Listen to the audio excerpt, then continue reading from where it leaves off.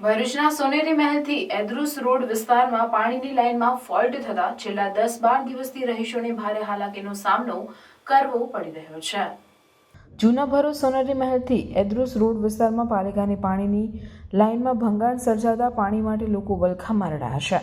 આ અંગે અહીંના લોકોએ પાલિકા વિપક્ષના નેતા શમશાદ અલી સૈયદને રજૂઆત કરતા તેઓ સ્થળ પર જઈ પાલિકા દ્વારા ચાલી રહેલી કામગીરીની માહિતી મેળવવા સાથે આ અંગે વોટર વર્ક્સના અધિકારી સાથે ચર્ચા કરી વહેલામાં વહેલી તકે આ સમસ્યાનું નિવારણ કરી પાણી ચાલુ કરવામાં આવે તેમજ તે બાદ જો લાઇન બદલવાની જરૂરિયાત હોય તો તે બદલી કાયમી નિવારણવા માટે પણ રજૂઆત કરી લોકોને પાણીની સમસ્યાના નિવારણ માટેની હૈયાધારણા પણ આપી હતી।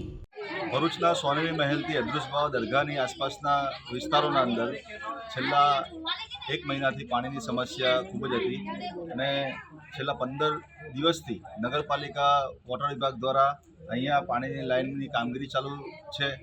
છેલ્લા કેટલાક દિવસથી પાણીની દિક્કતના કારણે અહીંના રહીશોએ વારંવાર નગરપાલિકા ખાતે રજૂઆત કરેલી છે। આજરોજ અહીંના રહીશોએ અમને અહીંયા બોલાવીને અહીંની જે રજૂઆત હતી એ રજૂઆત કરેલી છે। સતત 2 દિવસથી અમે અહીંયા વિઝિટ કરી રહ્યા છીએ અને નગરપાલિકાના વોટર વિભાગના કર્મચારીઓથી લઈને એમના જે કામદારો છે એ પણ ઘણી 15 દિવસથી મહેનત કરી રહ્યા છે આ વિસ્તારના અંદર પાણી માટેની। એટલે નગરપાલિકાના મુખ્ય અધિકારીશ્રી તેમજ પ્રમુખશ્રીને અમે કહેવા માંગીએ છીએ કે આ વિસ્તારના અંદર હમણાં તો પાણીની સમસ્યા દૂર કરવાના પ્રયત્ન નગરપાલિકા દ્વારા કરવામાં આવી રહ્યા છે, પણ જે કંઈ બી આના અંદર પ્રોબ્લેમ હોય તેને પરમિનન્ટ સોલ્યુશન આના અંદર લાવવામાં આવે અને આ વિસ્તારના અંદર રેગ્યુલર પાણી આવે એવી ખાસ નગરપાલિકાને અમારી તંત્રને રજૂઆત છે।